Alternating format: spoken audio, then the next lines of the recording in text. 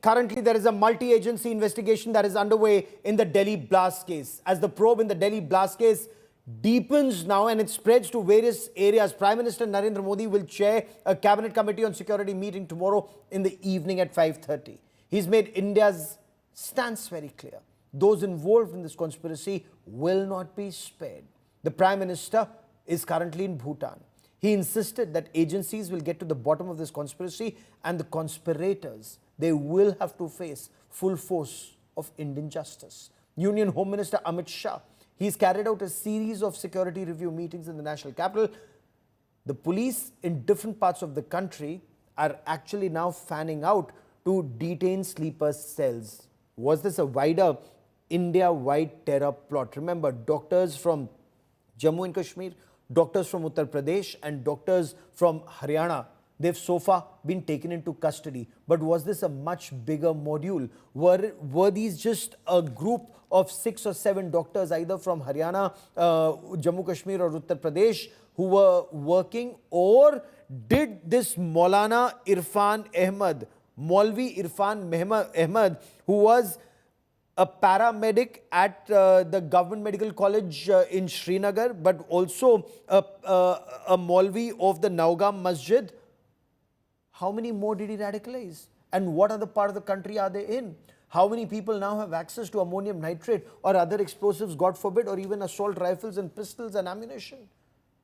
How many more enemies within is the big question that the police are seeking answers to. Because let me read out the list of people who've been taken into custody so far or are absconding.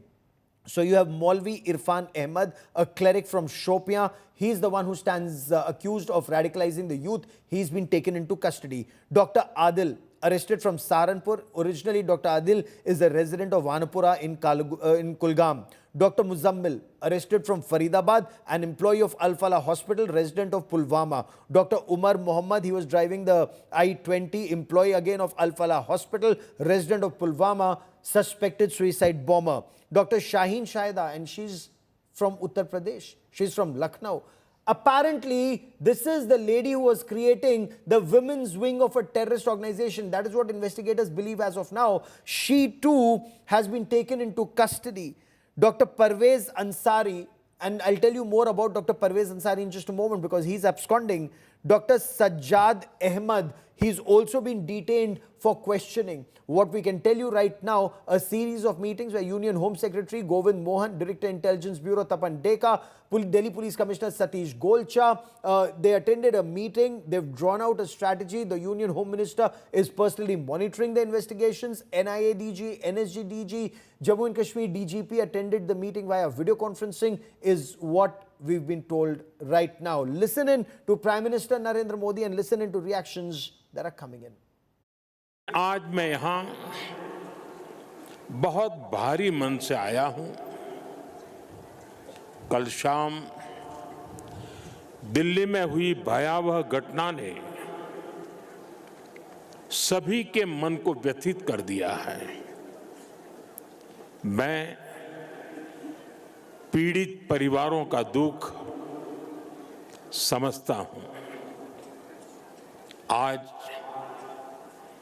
पूरा देश उनके साथ खड़ा है। मैं कल रात भर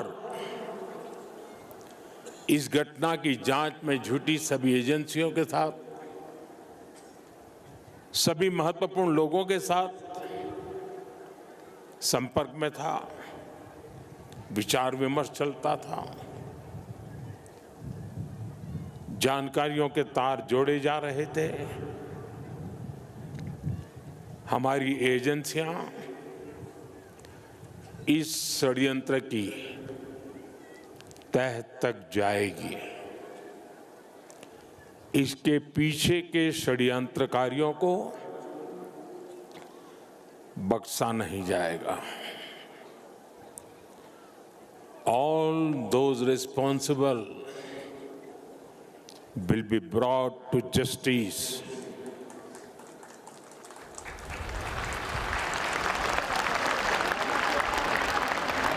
I extend my heartfelt condolences to all those who lost their lives in the tragic incident that occurred in Delhi yesterday. I pray to God to grant strength and solace to the bereaved families in this hour of deep grief. From this platform, I wish to assure my citizens that the country's leading investigative agencies are conducting a swift and thorough inquiry into the incident. The findings of the investigation will soon be made public. I want to formally assure the nation that those responsible for this tragedy will be brought to the justice and will not be spared under any circumstances. बहुत ही unfortunate है ये हादसा और सभी agencies अपना काम कर रही हैं और पूरी तरीके से इसकी तह तक जाने का उनका काम चल रहा है और हम खुद अस्पताल गए, जो भी इंजर्ड लोग थे मेरा उनसे मिलना भी हुआ, उनके परिवारों को कोई दिक्कत ना आए और सरकार का पूरा सहयोग उनके साथ है, पूरी संवेदनाएं भी। I quickly want to bring into this conversation India Today's Jitendra Bahadur Singh joining us with the latest developments as far as investigations are concerned and the higher direction from the Union Home Minister Amit Shah is concerned.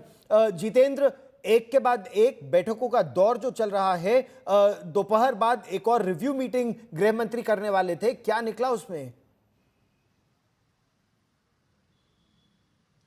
और देखिए, केंद्रीय गृह मंत्री की ये बैठक शुरू हो चुकी है यहाँ कर्तव्य भवन 3 में और इसके साथ साथ केंद्रीय गृह मंत्री इसकी अध्यक्षता कर रहे हैं और ये भी पता चल रहा है कि तमाम जो इन्वेस्टिगेटिंग एजेंसीज के अधिकारी हैं वो इसमें मौजूद हैं इस बैठक में। सबसे बड़ी बात यह है कि 11 बजे जो हाई लेवल मीटिंग हुई थी केंद्रीय गृह मंत्री की, उसमें एनआईए के डीजी, आईबी चीफ और इसके साथ साथ दिल्ली पुलिस कमिश्नर मौजूद थे। उस दौरान ये तय किया गया कि अलग अलग एजेंसियां जो इस पूरे मामले की जांच कर रही हैं उसको हटा करके एनआईए को इसकी जांच दिया जाना चाहिए। अब इसके बारे में एनआईए की तरफ से आधिकारिक जानकारी आ गई है कि एनआईए को ये पूरी तरीके से दे दिया गया है इस जांच को और गृह मंत्रालय ने इसके लिए आदेश भी जारी कर दिया है। गृह मंत्रालय के आदेश के बाद एनआईए इस पूरे मामले की जांच करेगी। तो वहीं दूसरी तरफ जो दिल्ली पुलिस ने एफआईआर दर्ज किया था, उस एफआईआर को टेक ओवर एनआईए के द्वारा किया जाएगा और उसके बाद री रजिस्टर इस पूरे मामले को किया जाएगा।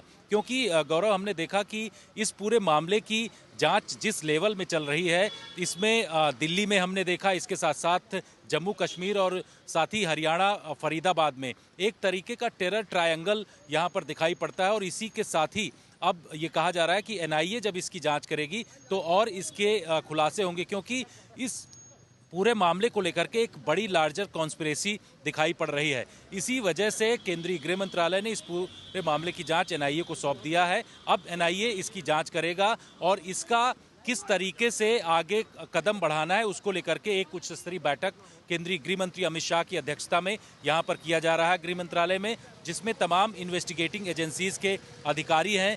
जिन लोगों ने जिस तरीके के इनपुट इसमें कलेक्ट किए हैं वो यहाँ पर साझा किए जाएंगे और उसके बाद किस तरीके से आगे कदम बढ़ाना है उसका एक रोड मैप तैयार किया जाएगा। तो इस तरीके की तैयारी चल रही है कि इसमें जो अलग अलग राज्यों में इसके टेरर मॉड्यूल फैले हुए हैं उसको किस तरीके से पकड़ा जाए, उस पर किस तरीके से कार्रवाई हो, इसके लिए बड़े कदम बढ़ाए जा रहे हैं। बहुत महत्वपूर्ण बात ये भी है कि इसमें जो आतंकवादी हैं वो सिर्फ जम्मू कश्मीर के नहीं है। मतलब कुछ डॉक्टर जम्मू कश्मीर के हैं लेकिन कुछ डॉक्टर इसमें उत्तर प्रदेश के हैं, कोई लखनऊ तो कोई आजमगढ़, और इनमें कुछ डॉक्टर फरार है। तो ये दिखाता है कि कितना विस्तृत आतंक का ये मकड़जाल हमारे देश में फैला हुआ है।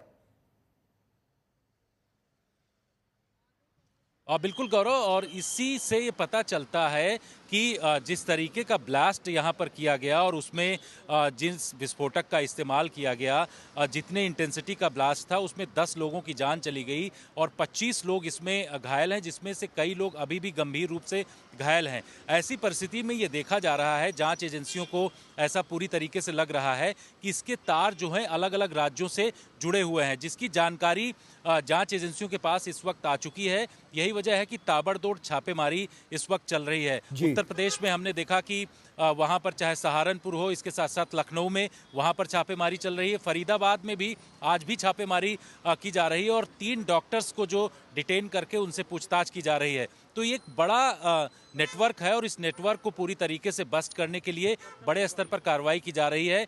गृह मंत्रालय की ये सोच है कि इस नेटवर्क को पूरी तरीके से खत्म करने के लिए इस पर जांच एनआईए को दिया जाना चाहिए और इसी वजह से आधिकारिक तौर पर केंद्रीय गृह मंत्रालय के द्वारा इसकी जांच एनआईए को सौंप दिया गया है। एनआईए अब इस पूरे मामले की जांच करेगी और उसके बाद I will come back to you for more because Jitendra, this is very worrisome. As my colleague Jitendra Bahadur Singh was pointing out, that this is an investigation that is being carried out not just in the national capital but also in adjoining Faridabad, in Saharanpur, in Azamgarh, in Lucknow, in Shopian, in Kulgam, in Pulwama, in Srinagar, and do not forget there's another doctor of terror who's been arrested from Hyderabad, Dr. Muhyiddin Sayyed, who was trying to make a toxin to kill as many people in our country. So are these linked?